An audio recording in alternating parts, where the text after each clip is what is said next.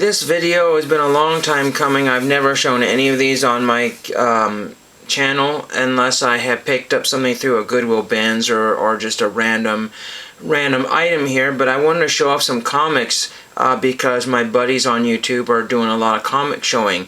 What's interesting here is what we don't realize that's happening right now is a lot of people are changing up their formats on their channels, and they're going from cards to comics.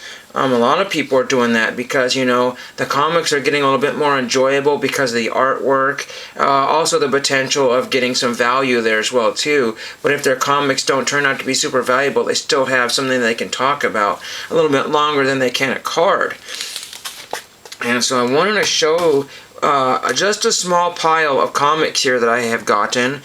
Just a quick story about my comic journey is that one of my uncles is a huge comic collector, and I guess my cousins at some time were comic collectors as well, on a smaller degree. And then I just basically got whatever was gifted to me, or I picked up stuff from the bargain bins, you know, the $1 to $5, or actually sometimes the 25-cent, but the $1 to $5 bins, you know, when I pick up some interesting things there. Condition wasn't as important as actually physically owning the issue. This one here is The Thing. It's 22 of April, 1980, so I don't know what it is. 1984, I think it is, and I'm not exactly sure how I got this one here. Well, you can see all that right here. The final chapter of Rocky Grimm's Space Ranger is in terrible condition for its age, and I can only imagine I might have sourced this at the Goodwill bins. That's what I can only think of right now. I'm not exactly sure how I got this. Next one here is just like a promotional picture. It's not a comic. I'm not sure if I got this at a Comic-Con or how I got this, but it's Rocket Raccoon #1, Marvel Now, so it's some sort of, you know, cover without being the whole comic book. Rocket Raccoon #1, and I don't remember if this was a bins purchase or if I got it at one of the now defunct local Comic-Cons that had a good 2-year run, maybe 3-year run. I mean, it was maybe longer than that, but it just had a ridiculous demise, probably owed a lot of people. In fact, this was purchased at one of those Comic-Cons, and this is Nate Quarry. It says, Dr. Steve Young presents a zombie cage fighter. This was $3. July 13th. I don't know when the date this was, but this is signed by Nate the Rock Quarry. So Nate Quarry was an MMA fighter, and he lives locally. When I say locally, probably about an hour from here maybe, and at least I think he still does, and he autographed it right here, and I got that from him personally. I could have probably loaded up on his stuff there, but that was neat to have that one there, and that was at a small Comic-Con. This one here is the Jungle Twins. And it's very possible I paid $4 for this. I don't know how I got this, but it's got a $4 price tag on here. I'm not even sure if I opened it up and read it. It looks like the tape is pretty much mint there, except for that side, so maybe I've never even opened it. It's got a big crease right here and a folded over corner when somebody put it in the holder there. Tono and Kono, the Jungle Twins. The twins' invasion of Hao Gao's lair becomes a living nightmare. And this is a gold key from the 70s, maybe the late 60s. I don't know anything. This is a 20-cent issue, so I'm guessing it's probably circa around 1970 maybe. Then we have the Fantastic Four. I'll go a little faster here. This one says $1. The Evolutionary War, and it's very possible. Marvel Supersized Annual, 64 pages. It was $1.75 when it was new. There's a little Spider-Man logo in the corner there. Don't know a whole lot about this one, so and maybe it was in a bargain bin and I just said Fantastic Four, guest starring the Inhumans. So if I have any hot issues here, let me know, because I don't know. This one here was $1.50, and this is Blade Runner. I don't remember where I got this. I really don't. I couldn't tell you. I don't know what 6.0 is, and maybe that's, or 6 something, 6.0, maybe that was the grade. I really don't know what that was. But But anyway, a comic art classic by Archie Goodwin, Al Williamson, and Carlos Garzon. So anyway, there's Blade Runner. This is number 1. I don't know how many issues they made of this, but I just thought it was a movie tie-in. Might as well grab that. Double Dragon. I don't know what this is worth, but I paid $2.50 for this. I got it somewhere. I must have gotten it at some comic book shop. Double Dragon. So that's kind of neat. I wonder if I got these when my uncle and I went shopping one time. I just don't really remember. Maybe he remembers all these. Video game stars in their comic debut. And again, for $2.50, I thought that was a steal back then. And this is at least probably 5 years ago. DC Supergirls. And just watching my time here. Stern, Brigman, and Guis. I don't know. Guys, maybe it's Guys. DC Universe here. This is number 2. And a lot of these are orphan issues, so what I mean by that is that I don't have any others of those. Here's Cull, a 20-center. Somebody I think is written on the cover here, or is that part? No, that's part of the artwork. So Cull, I don't know what I paid for Cull, but it was a 20-cent issue, and I just liked getting, you know, pre-20 or 25 cent and price tag issues. So that was my thing, my goal, to do that and get them in the bargain bins as close as to that dollar price point as I could if they were in relatively okay condition. I picked up a bunch of these because I was collecting these at one point. I'm not sure if I kept these or got rid of them. Here's a Battlestar Galactica, a comic block exclusive, and one of these is autographed by I don't know if it's Edward James Olmos, but somebody, because they had it. But I don't have that one here. I don't think. I'm not sure if I'm keeping this or what I'm doing with this. I really have no idea with that one there. Here is The Death of Clark Kent, number 18. I don't remember. This could have been in one of those bagged. There at one time there was some bagged comics around here floating around. This might have been one of those Dollar Tree ones. This I don't really remember. I was enjoying those, but you ended up with I think some of those bags ended up with like a Dollar Tree type comic book. I don't really know. So there's that one there. I just don't have a lot of fun places to get comic books here that have any kind of special bargain bins. Fantastic Four. I might have gotten this at the Comic-Con, and I got a bunch of these. There's number 137, so there's that one. We have number 125. Some of them had more damage than I had anticipated. Some of them had water damage, and that's what the price was so good. But anyway, this is number 125. Then we have Troubleshooter, Don Winslow Troubleshooter, Middle East issue. The origin of Saddam Smasher. Don't know what this is. Action Ace of the Cliffhanger serials.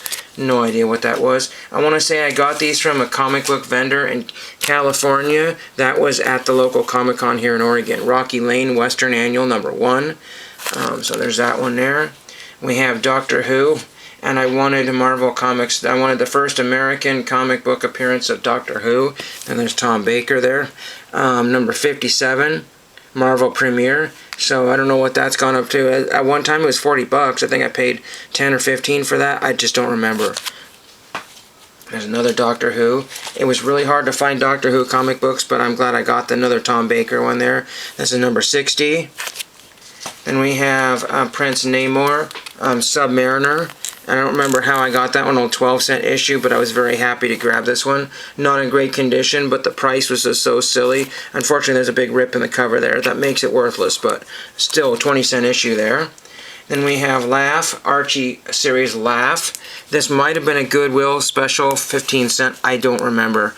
Again, these have been at least 5 years in the making to get these on YouTube. 5 or 15 years. I don't really. What choice of sandwiches do we have, Betty?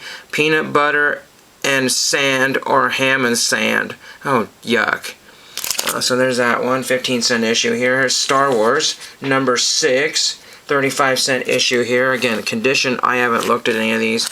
I'll be raked over the coals if somebody buys any of these from me someday, because they'll say, hey, you said this was mint. And I said, it practically is. It's like, this is graded out as 6 instead of a gem. So I want my money back. And I was like, oh, come on. Plus grading fee and stuff like that.